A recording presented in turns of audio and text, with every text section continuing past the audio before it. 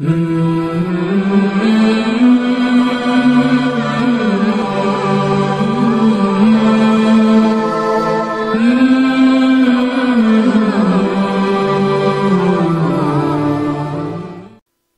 اللہ الرحمن الرحیم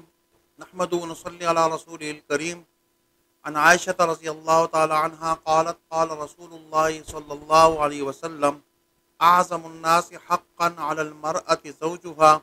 واعظم الناس حقا علی الرجل امه صدق رسولہ النبی الکریم۔ انسان جب دنیا میں آتا ہے تو اس کی زندگی میں مختلف رشتوں سے اس کو واسطہ پڑتا ہے۔ والدین، سب سے پہلے والدین کا رشتہ ہوتا ہے، اس کے بعد بہن بھائیوں کا رشتہ، پھر جب شادی کرتا ہے تو پھر میاں بیوی کا رشتہ، پھر بچوں کا رشتہ، اور اسی طرح پھر جو ہے نا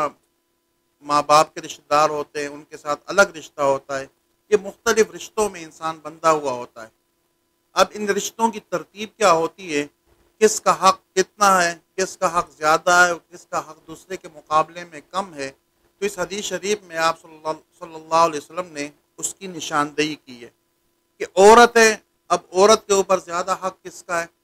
اور مرد ہے تو مرد کے اوپر زیادہ حق کس کا ہے۔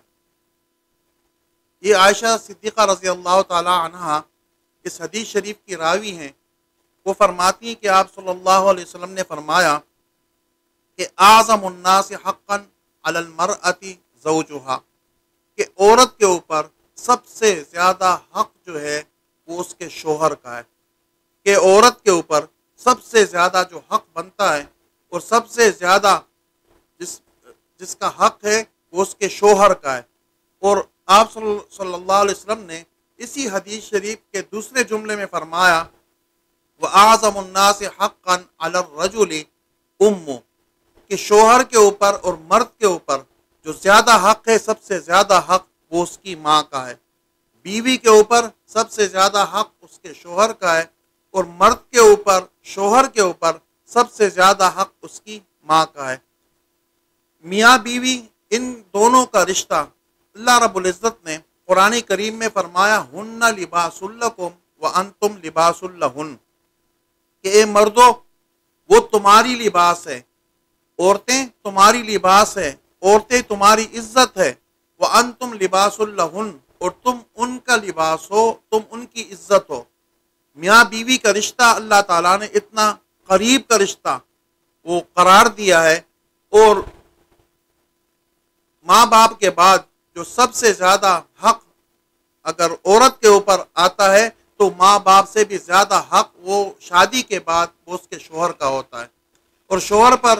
شادی کے بعد بھی اور شادی سے پہلے بھی سب سے زیادہ حق ماں کا ہے، اور اس کے بعد اس کے والد کا ہے۔ تو اللہ رب العزت نے آپ صلی اللہ علیہ وسلم کے ذریعے امت کو یہ تعلیم دی ہے کہ انسان جب اس رشتوں کے بندش میں آتا ہے اور اس بندھن میں آتا ہے تو اس بندھن کے اندر پھر اس کو چاہیے کہ جو اللہ تعالیٰ نے ترتیب یا آپ صلی اللہ علیہ وسلم نے جو ترتیب بیان کی ہے ان ترتیب کا خیال رکھا جائے۔ اور جب انسان اس کا خیال رکھتا ہے، جہاں اللہ تعالیٰ آپ صلی اللہ علیہ وسلم نے شوہر کے حقوق کو بیان کیا ہے تو اس کے ساتھ ساتھ آپ صلی اللہ علیہ وسلم نے بیوی کے حقوق کو بھی دیگر احادیث مبارکہ کے اندر بیان کیا ہے۔ دونوں کے ایک دوسرے کے حقوق، دونوں کے ایک دوسرے پر حقوق وہ آپ نے تفصیل سے بیان کیے ہیں، اور جب مرد اپنے حقوق پورے طریقے سے ادا کرے گا اور بیوی جو شوہر ہونے کے ناطے اپنے شوہر کے حق پورے ادا کرے گی تو پھر یہ رشتہ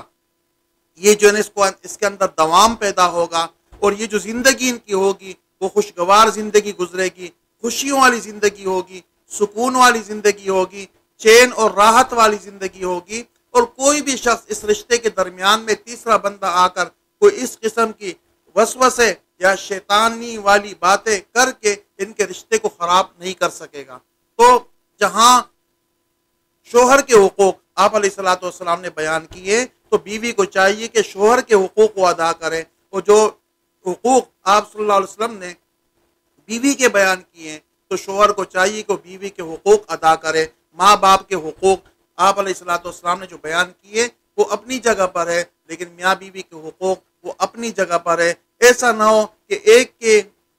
حقوق ادا کرنے میں ہم دوسرے کے حقوق کو پامال کرنے والے بن جائیں، اور ہماری زندگی کا جو سکون اور چین ہے وہ کہیں ختم نہ ہو جائے۔ اللہ رب العزت سے دعا ہے کہ اللہ رب العزت ان رشتوں کو اور ان کے حقوق کو ہمیں ادا کرنے کی توفیق عطا فرمائے۔ جس طرح حقوق اللہ یہ ایک مستقل چیپٹر ہے اور اس کے بارے میں قیامت کے دن پوچھ گچھ ہوگی، اسی طرح یہ حقوق العباد بھی ایک بڑا چیپٹر ہے اور یہ شریعت کا ایک بہت بڑا یہ سبق ہے۔ اس کی یہ ادائیگی کے متعلق بھی قیامت کے دن پوچھا جائے گا۔ حقوق اللہ کو بھی ادا کرنے والے بن جائے اور ہم حقوق العباد کو بھی ادا کرنے والے بن جائے۔ اللہ رب العزت سے دعا ہے کہ اللہ رب العزت ہمیں حقوق ادا کرنے کی توفیق عطا فرمائے۔ وما علینا الا البلاغ المبین۔